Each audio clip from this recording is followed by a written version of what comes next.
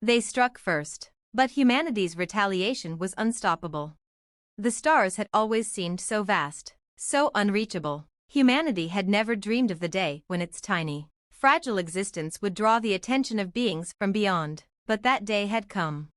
It began with a series of strange signals, coded messages emanating from deep space, like the beat of a drum echoing through the cosmos. At first, no one understood their meaning. The scientists thought it was some kind of cosmic anomaly, perhaps a distant star pulsating in an unusual pattern. But when the signals intensified and became unmistakably intelligent, the realization hit: we weren't alone.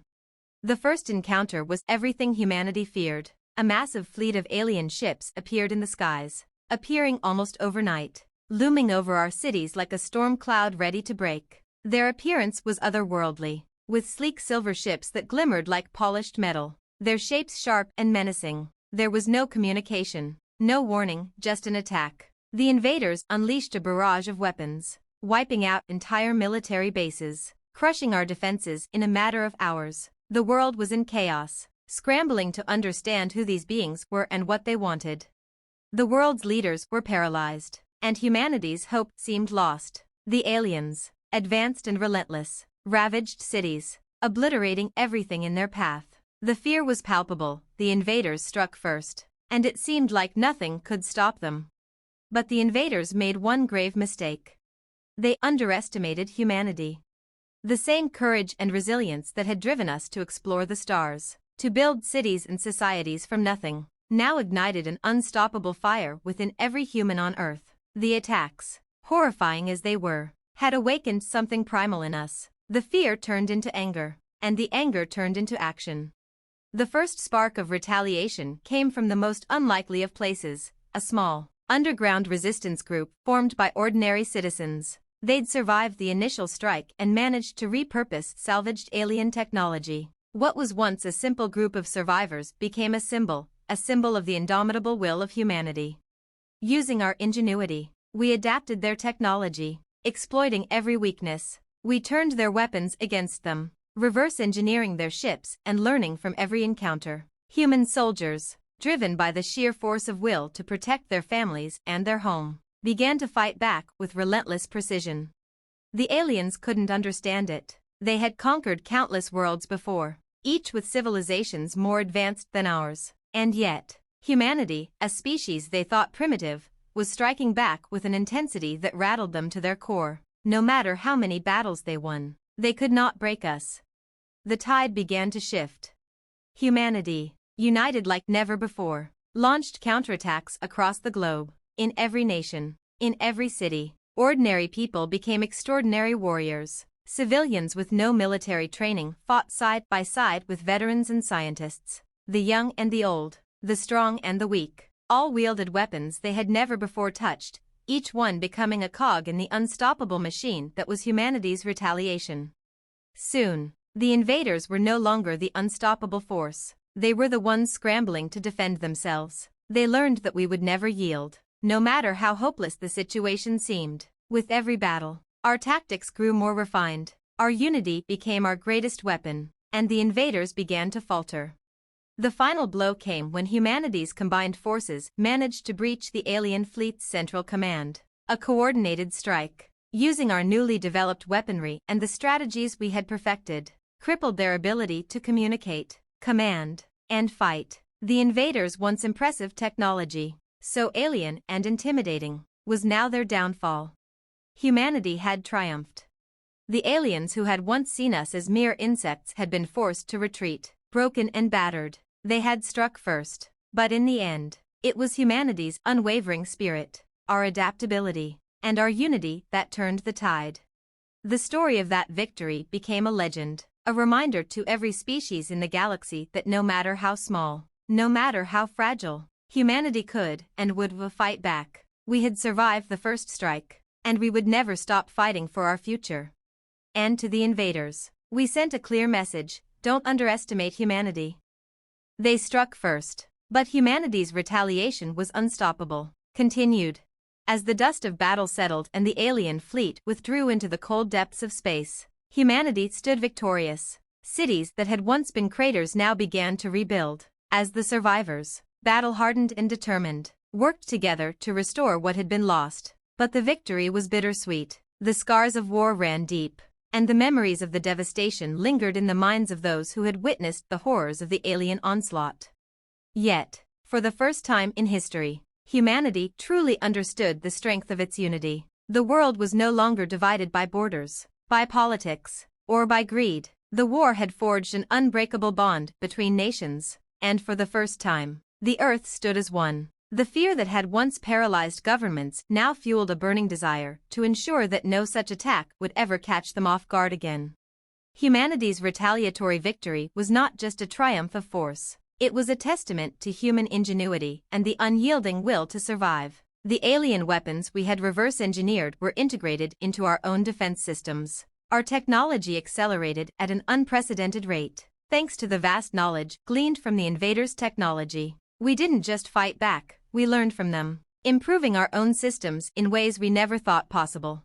Within a few short years, humanity's spacefaring capabilities had reached new heights. Where once we had been hesitant explorers of the stars, we now became the masters of our own destiny. New fleets of human-made warships, incorporating alien technology and human ingenuity, patrolled the skies. Our scientists worked tirelessly to understand and adapt the advanced weaponry left behind by the invaders.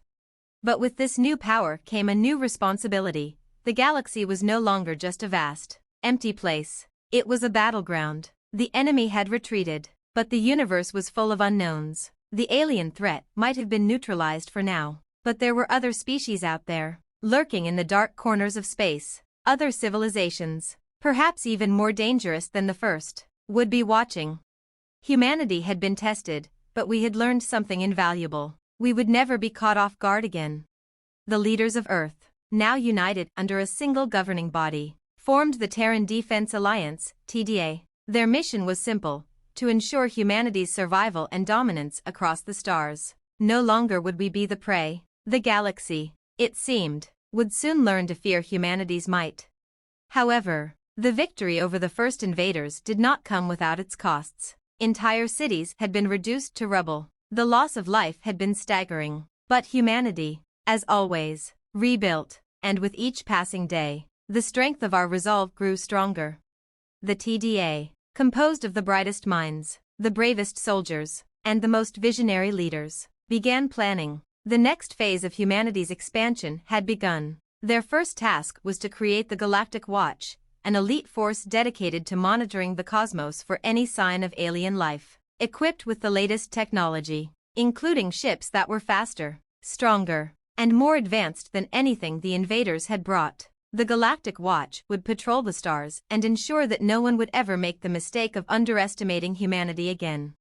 But one question remained unanswered: why had the invaders attacked in the first place?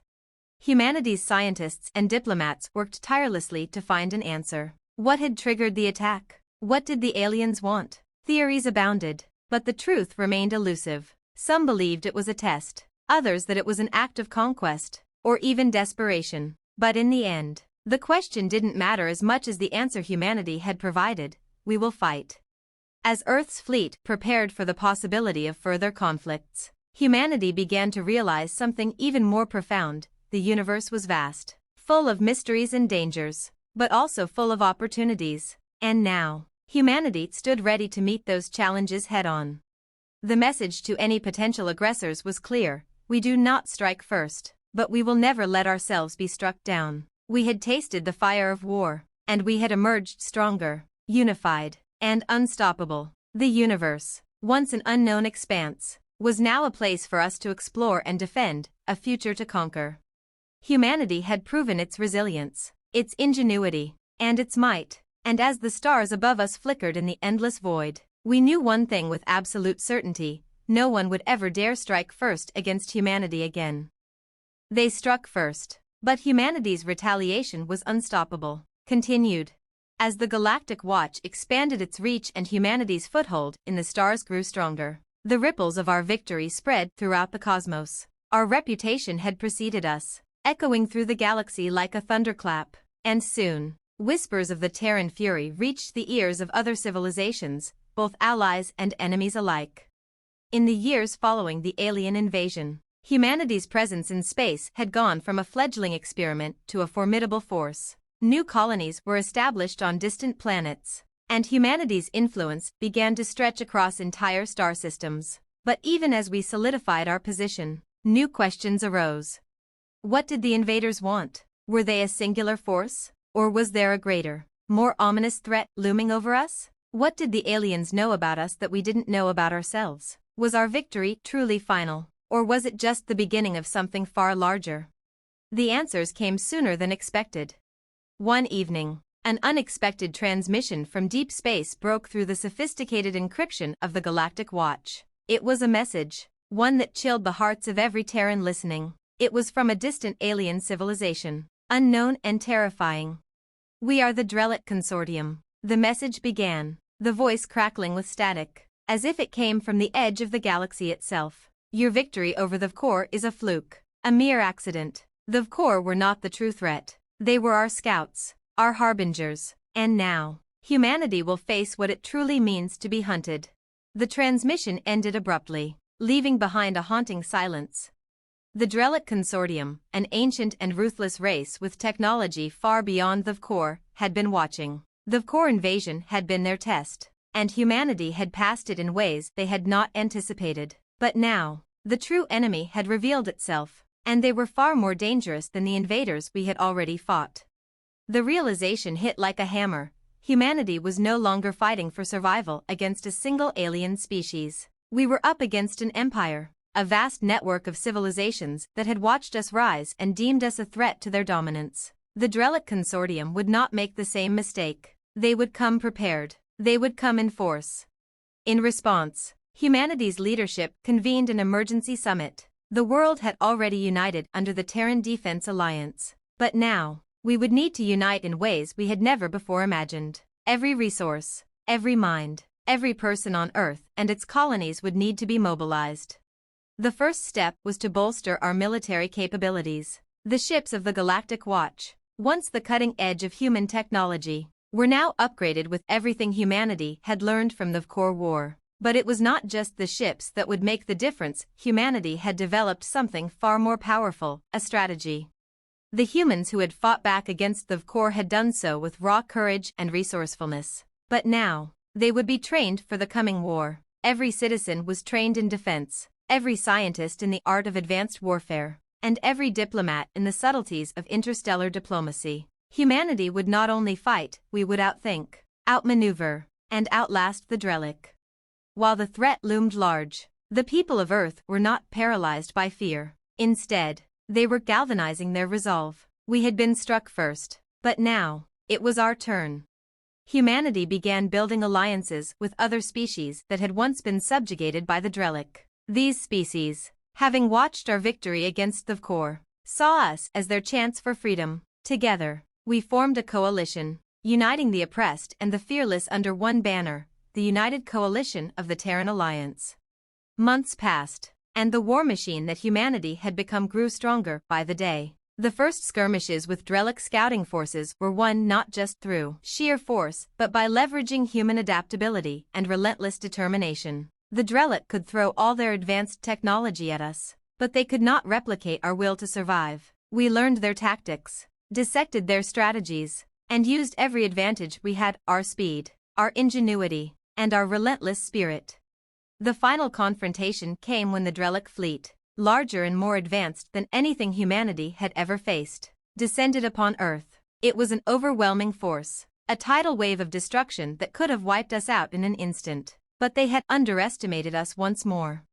The Terran Defense Alliance had prepared for this moment for years. With the combined might of the Galactic Watch, our allied forces, and the people of Earth, we launched the largest military operation the galaxy had ever seen. Every ship, every soldier, every resource was dedicated to this final push. And we had one more weapon that no one else had: our unity.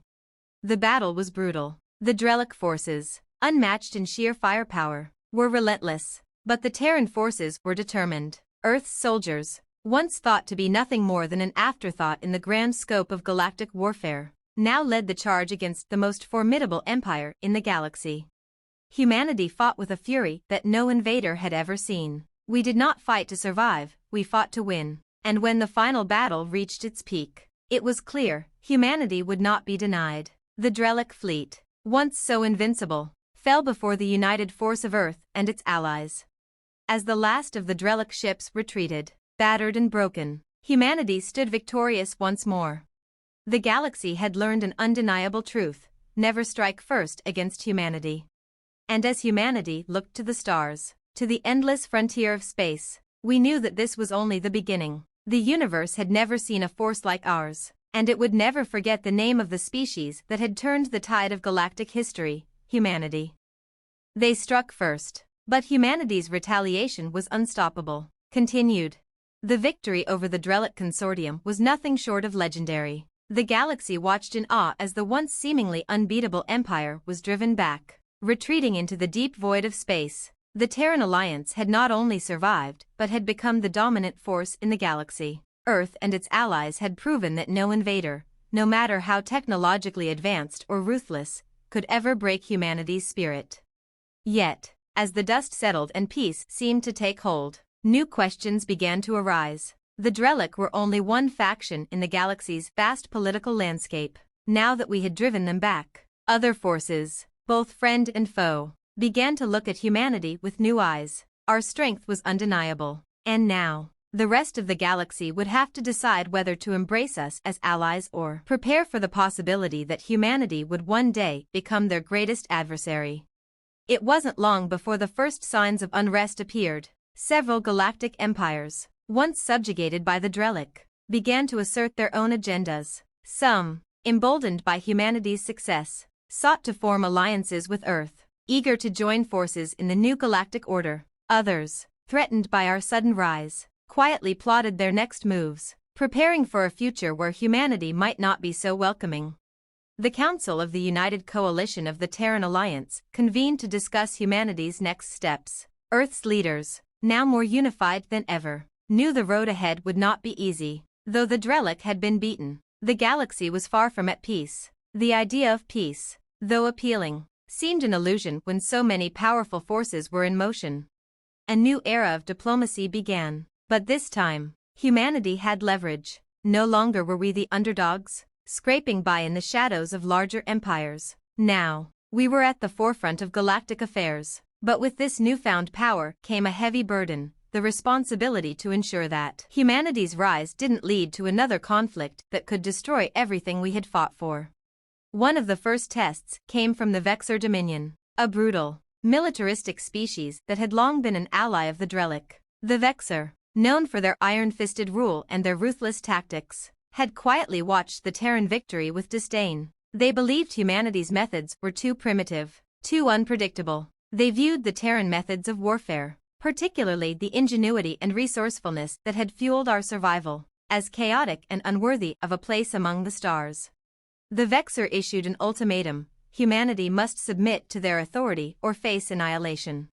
The Vexor had always been the bully of the galaxy, using their technological superiority and vast military might to dominate weaker species. But they made the same mistake that so many others had before them: they underestimated humanity. Earth's leaders, aware of the Vexor threat, decided it was time to show the galaxy once again that humanity could not, and would not to be subdued. The Terran Defense Alliance called for the mobilization of every ship, every soldier, and every scientist. This time, we would fight not just for survival but for the very idea of freedom that we had fought for in the previous wars. The Vexor Dominion's first assault came swift and brutal. Their fleet arrived in the Sol system, quickly surrounding Earth's defenses. But the Terran forces were ready. What the Vexor didn't realize was that humanity's strength wasn't just in our military power, it was in our ability to adapt, to outthink, and to overcome. The Terran fleet, though smaller than the Vexor's, was far more advanced in terms of strategy, using the tactics we had perfected in the war against the Drellic. Humanity executed a series of lightning-fast raids. We struck at the Vexor's supply lines, crippled their communication networks, and launched surprise attacks on their ships, exploiting every weakness we could find. The Vexor, initially confident in their superiority, found themselves increasingly frustrated. Their military might was being chipped away, one victory at a time. Humanity's resolve, driven by the memory of every battle fought, every victory earned, was like a wave crashing against a rock. The final confrontation came when the Terran fleet cornered the Vexor's flagship near a distant gas giant. The battle was fierce, a dance of fire and metal in the dark expanse of space. But once again, humanity's ingenuity proved to be the decisive factor. Using a combination of newly developed weapons and tactics learned from the Vexor themselves, the Terran forces crippled the flagship, forcing the Vexor fleet into retreat. In the aftermath, the Vexor Dominion was forced to come to the negotiating table. The terms were clear: the Vexor would respect humanity's independence, and in exchange, humanity would offer a place for them in the new galactic order, as equals, not as conquerors. The Vexor had no choice but to agree. For the second time, humanity had emerged victorious, but the cost was high, and the galaxy knew that humanity would never back down from a fight. Now, as the Terran Defense Alliance cemented its role as a powerful force in the galaxy, the question remained: what would humanity's future look like in a galaxy that had once been dominated by ruthless empires? One thing was certain: humanity had proven that we would not be cowed. We had struck back against those who sought to destroy us, and we would continue to defend our future, no matter the cost. The galaxy had never seen a species like humanity before, and as the stars glowed above us, we knew that the universe would never forget the name of the species that had turned the tide of galactic history and would continue to shape its future. Humanity. And we would not be stopped. They struck first, but humanity's retaliation was unstoppable. Continued. With the Vexor Dominion humbled and the Terran Defense Alliance growing ever stronger, humanity found itself in an unexpected position, not just surviving in the galaxy, but leading it. The once fragmented species now stood at the helm of a new interstellar order. Alliances were forged, new technologies were developed, and a fresh era of exploration began. However, the scars of war were still fresh, and beneath the surface of the galactic peace, tensions simmered. Not everyone in the galaxy had accepted humanity's rise. The Vexor, despite their grudging agreement, remained resentful of their defeat. Some of the more radical factions within their empire swore vengeance, promising that humanity's time at the top would not last. Meanwhile, the mysterious Zenari Collective, a shadowy and enigmatic group of sentient beings, began to stir. They had been silent observers for centuries, watching the rise and fall of empires, never intervening. But as humanity's influence spread across the stars, the Zenari took note. They weren't concerned with our military prowess or technological advancements. They were far more interested in something deeper, the very essence of what made humanity human. The Zenari, an ancient race of philosophers, historians, and observers, sought knowledge above all else. They had studied countless species throughout the galaxy, but something about humanity intrigued them. They had seen species evolve into powerful empires, only to be consumed by their own hubris. They had watched entire civilizations collapse under the weight of their own arrogance. But humanity was different. We fought not just for survival, but for purpose. We had an unwavering will to protect our loved ones, our freedom, and our future. The Zenari couldn't help but wonder, what would humanity become in the centuries to come? As their ships quietly made their way toward the Terran territories, the Zenari left a message on every communication channel across the galaxy: we observe, we learn, and we are coming. The message was cryptic, yet powerful. The galaxies buzzed with speculation. What did the Zenari mean? Were they a threat, a new ally, or simply enigmatic watchers, as they had always been? Earth's leaders didn't know what to make of it. But one thing was certain: the stakes had just been raised again. A council was convened on Earth, where representatives from every major Terran colony gathered to discuss the Zenari threat, or potential opportunity. The debates were heated. Some feared that the Zenari were merely waiting for the perfect moment to strike, to impose their unknown agenda on humanity. Others saw the opportunity for a new alliance, a partnership with a race so ancient and knowledgeable could bring untold benefits for humanity's future. However, there was a third faction, more cautious than either side. They argued that humanity had only just begun to carve its place in the galaxy. We had fought for every inch of this future, and now was not the time to invite unknown dangers into our midst. Their message, though non-aggressive, was too ambiguous for comfort. Among the stars, the Terran fleet, bolstered by new technology from the Vexor and Drellic conflicts, prepared for the worst. The Galactic Watch, 2, increased its patrols along the borders of Terran space, keeping an eye on the growing presence of the Zenari ships. They were everywhere, subtle, elusive, and impossible to track for long.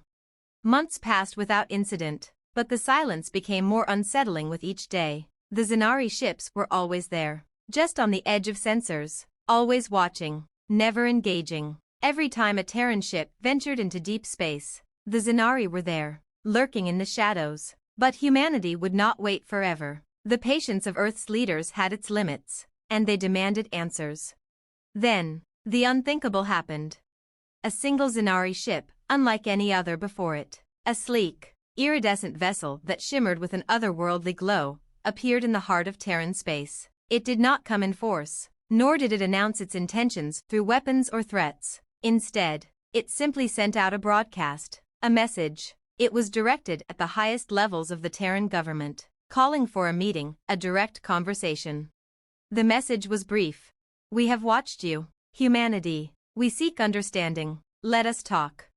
At first, the response from Terran leadership was cautious, even skeptical. But humanity's diplomats, skilled in the art of negotiation, recognized an opportunity. After decades of warfare and distrust, perhaps this could be the first step toward a new era of cooperation, or at least, peace.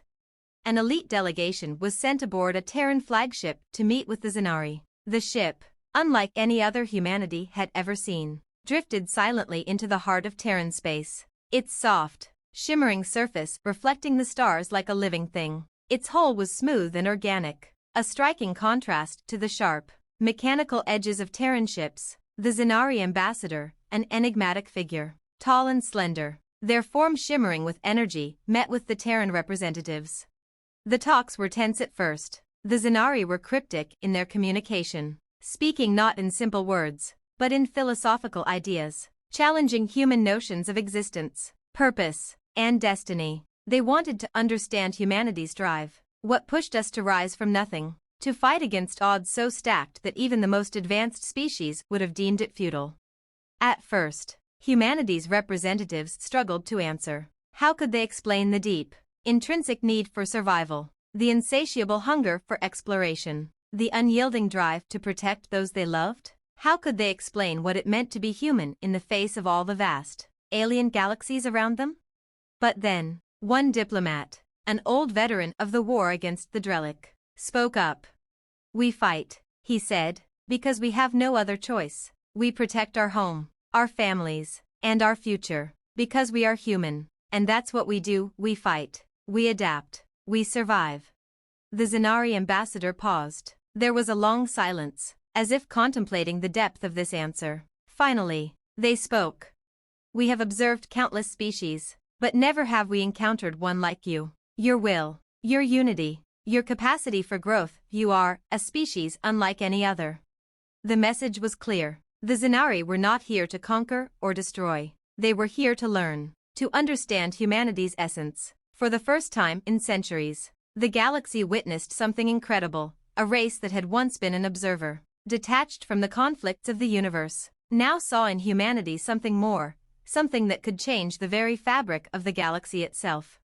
The Zenari offered an alliance. They proposed to share their knowledge of the cosmos, to guide humanity through the challenges ahead. In exchange, they wished only one thing, to continue observing humanity's evolution, to learn from us, just as we had learned from every other civilization that had risen before us.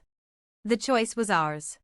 Humanity, standing on the precipice of a new age, made its decision. The Terran Defense Alliance, in a historic vote, accepted the Zenari offer. The first steps toward a new era of galactic cooperation began. And so, humanity's story continued. We had fought against the stars, we had triumphed over those who sought our destruction, and now, we had earned our place in the galaxy, not through force alone, but through the very essence of who we were. Humanity, with its unyielding spirit, was ready to shape the future of the galaxy. And the universe, for the first time in its history, would never forget the name of the species that had learned to survive, adapt, and rise above all odds. Humanity. They struck first, but humanity's retaliation was unstoppable. Continued. With the Xenari's alliance, humanity had stepped into a new chapter of its galactic journey. The agreement was not one of submission but of mutual understanding. The Xenari, ancient and wise, offered knowledge that could propel humanity to new heights. In exchange, they would observe and learn, seeking to understand what made humanity unique in the vast, often indifferent, universe.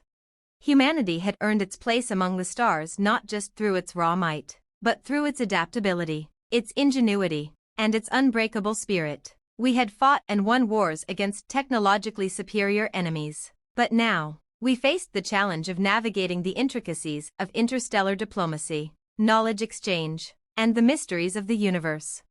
The first few years after the alliance with the Xenari were a whirlwind of discovery. The Xenari shared technologies that allowed humanity to leap forward in ways we had never imagined. Faster-than-light travel was perfected, ancient alien technologies were deciphered, and new forms of energy were harnessed. But perhaps the greatest gift the Xenari provided was their vast archives of knowledge, spanning millennia of galactic history. Humanity, ever eager to explore, began to push deeper into the galaxy. But with each new discovery, a new question arose. As we encountered other advanced species, some curious and others skeptical, humanity had to tread carefully. Not every race was willing to share its knowledge or welcome us with open arms. Some viewed humanity's rapid rise with suspicion, and others saw our strength as a threat. One such power, the Orion dynasty, a formidable empire known for its disciplined military and strict hierarchical society, began to watch humanity closely. The Orion dynasty had been a dominant force in the galaxy for thousands of years, and they had ruled with an iron fist. Their people, known for their stoicism and unwavering loyalty to their emperor, saw themselves as the galaxy's natural rulers. When the Orion dynasty learned of humanity's alliance with the Xenari, they felt their dominance slipping. The idea of a young, upstart species making alliances with one of the most ancient and powerful forces in the galaxy was unacceptable. They could not allow this newfound power to spread unchecked. The Orion dynasty sent a fleet into Terran space, a show of force. It wasn't an immediate attack, but rather a warning, a challenge. The Terran Defense Alliance, now a well-oiled military machine, responded swiftly. But this time, it wasn't about outright war. The threat of conflict loomed, but humanity's leadership chose to approach the situation with diplomacy. They had learned that the galaxy was not just about might, but about intelligence, strategy, and the power of negotiation. Representatives from the United Coalition of the Terran Alliance were dispatched to the Orion capital, a majestic world known for its towering cities and ancient monuments. The Terran delegation was cautious but confident. They knew that while they had the military strength to back up their words, this was not the time for war. The negotiations were tense. The Orions, with their proud traditions and long history, viewed humanity as an upstart that needed to be put in its place. They demanded that humanity relinquish its newfound alliances and submit to the will of the Orion dynasty. But humanity, as always, stood firm. Humanity's lead diplomat, a veteran of many battles and political negotiations, spoke clearly and calmly. We will not bend to threats, but we are not here to fight. We are here to coexist. We are a species that has fought to survive, to grow, to protect our future, and now, we seek to share in the great expanse of the galaxy, not as conquerors, but as equals. The Orions were taken aback. It wasn't the answer they expected, and it wasn't the one they wanted, but they respected it. For all their pride, they could not deny the undeniable fact: humanity had proven itself time and again. The diplomacy was grueling, with every word carefully chosen. Every argument weighed against the chance of escalating the situation. Days turned into weeks, and the talks finally reached a conclusion. Humanity would not be required to relinquish its alliances. Instead, a new agreement was reached, a delicate balance. The Orion dynasty would allow humanity to continue its exploration and alliances, but with certain restrictions. Terran forces would not expand too quickly into Orion space, and both powers would share critical knowledge on advanced technologies, ensuring that neither would dominate the other. For the first time, the Orion dynasty was forced to acknowledge humanity not as a threat, but as an emerging force to be reckoned with, and in the silence that followed, both sides understood that they would have to coexist, not as conqueror and conquered, but as peers. In the years that followed, humanity continued to grow, not just in power, but in wisdom. With the Zenari as guides and the Orions as cautious allies, humanity found its place among the stars. But there was one final challenge on the horizon, one that no one could have anticipated. Far beyond the reaches of known space, a new threat began to stir. An ancient force, one that had been dormant for eons, was beginning to awaken. The Erebus entity, a race so ancient and mysterious that even the Zenari had only fragmented records of them, had long been believed to be extinct. But they were not, and they had been watching humanity's rise with a growing sense of unease. The Erebus entity was a species of dark energy beings, their forms formless and ever-changing. They were a race that existed in the void between stars, manipulating gravitational forces and dark matter to their will. They had long viewed the galaxy as their domain, unchallenged and untouched. But humanity's existence had caught their attention. The Erebus were fascinated by the raw energy of human emotion, the unpredictability of our actions, and the unrelenting drive that pushed us to the brink of extinction time and again. To the Erebus, this made humanity a threat, not because we could defeat them in battle, but because we could disrupt the very fabric of the galaxy. And so, they made their move. Humanity, standing at the precipice of this new challenge, would once again face the darkness, not with fear, but with the same unyielding spirit that had carried us through countless battles. The universe, now aware of humanity's incredible strength and determination, would never be the same. The next war, it seemed, was about to begin, but humanity would not falter. The stars had seen our rise, and they would bear witness to our future.